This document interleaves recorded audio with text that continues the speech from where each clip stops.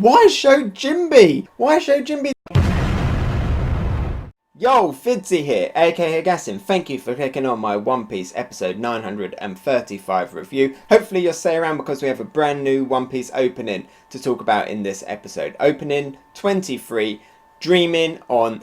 Pretty good already. Better first impressions than Over the Top. Over the Top is one that I thought would grow on me over time because I didn't really like it at the beginning and it never actually did. This one, straight away, I'm enjoying it. I quite like the song. I think it's pretty funky. I think it's pretty catchy.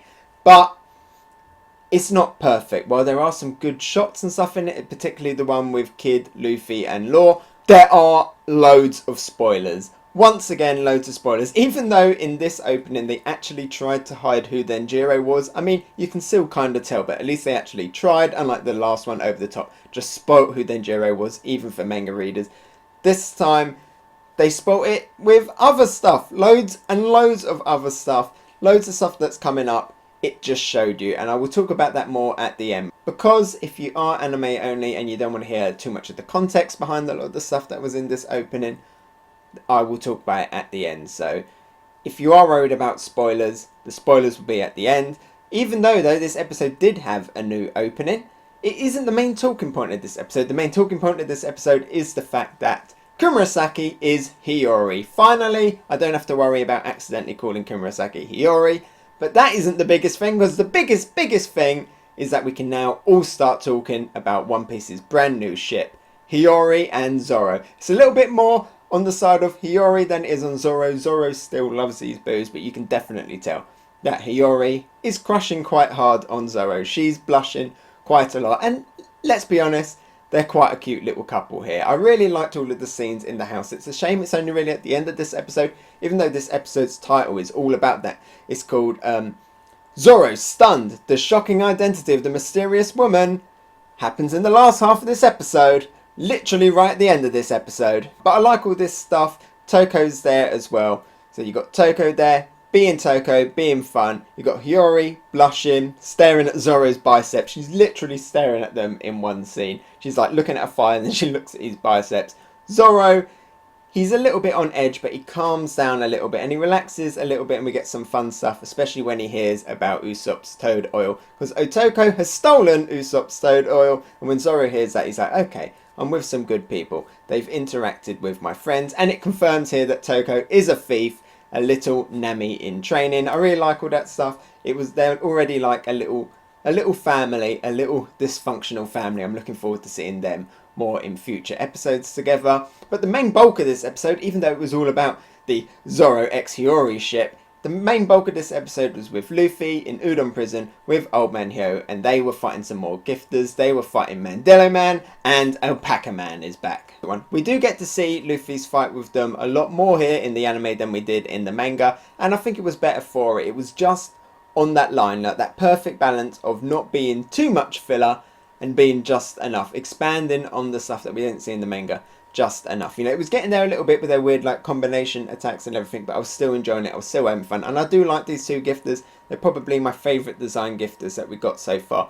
Maybe just under Solitaire for reasons, but I do really like their designs. I think they're perfectly balanced between looking like really like goofy and stupid looking, but also looking really cool and a little bit intimidating. So I'm glad we got to see a lot more of them in the anime. And what I really liked seeing as well in the anime was Luffy showing his mastery of future sight, dodging all of the bullets, being a little bit cocky with it, and maybe showing that he was a little bit better than it at Katakuri, because he was predicting stuff quite far in advance. You know, he was predicting stuff and comfortably having a little chat with Hyogoro about what to do before it actually happened. So impressive stuff from Luffy, and it looked really good in the anime as well. You could tell that they were having fun with Luffy's poses as he was dodging all those bullets. So that's it. That's all we really got in this episode. But even though it wasn't a lot, it was a fun episode.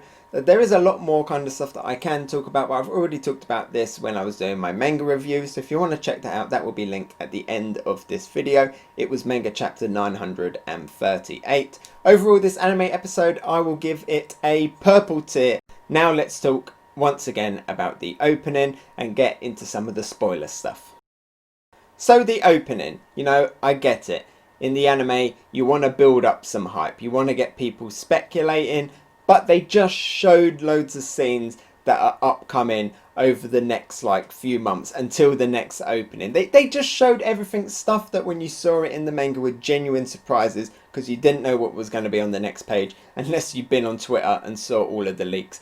I know it's completely different with the anime. You are going to get those spoilers anyway, naturally, just from episode titles and previews and like pictures in TV magazines and whatnot.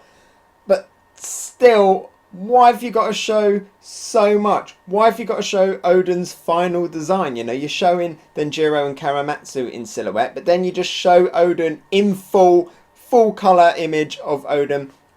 At this point in the manga, Oden was still in silhouette. If we see Oden in silhouette in any upcoming episodes, then that is absolutely ridiculous. Why have you got to show the scene of Whitebeard and Roger clashing?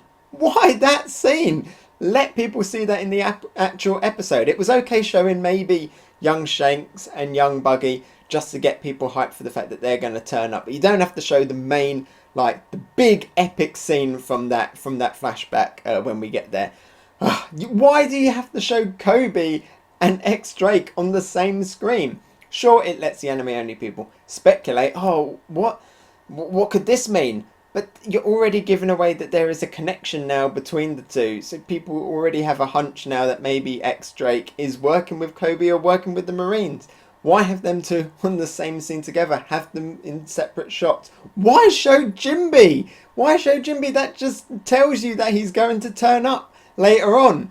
I mean, it's all great stuff. It's all great to see. But I just feel so bad for the anime only people because they are getting spoilt so much. If you're anime only and you're still listening to this, let me know, how did you feel about this opening and seeing all of this stuff? Would you actually prefer if we go back to like the old openings of One Piece where it was just a crew on the ship showing some like random adventures, stuff that has nothing to do in the arcs? Because I would quite like that. There were even ones where they showed like the colour page images and stuff animated, or just like random shots of all different characters that we've met in One Piece, even if it has nothing related to the arc, or flashing back to some of the old stuff. Let's get stuff like that. Let's just get some more kind of generic, here's all of the characters, here's some cool music. You don't have to keep showing stuff that relates to the actual arc, to the anime.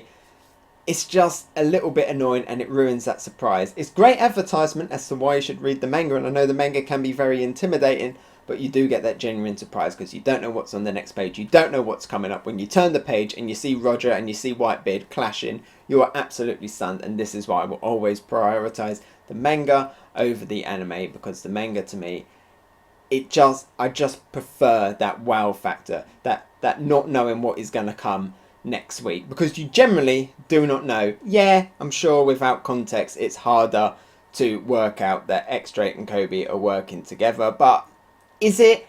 It's still kind of obvious. Do you know what they should have done? They should have just had the Queen Funk dance as the opening. Funk! Hey, so thanks for watching. What did you think? Let me know about it in the comments below. And if you enjoyed my video, maybe give it a like. And if you really liked it, why not subscribe? You can follow me on Twitter, Instagram and Twitch. Oh, and here's a related video you might enjoy, and something more fresh. I've been Hegassen, and I'll talk to you next time. Bye!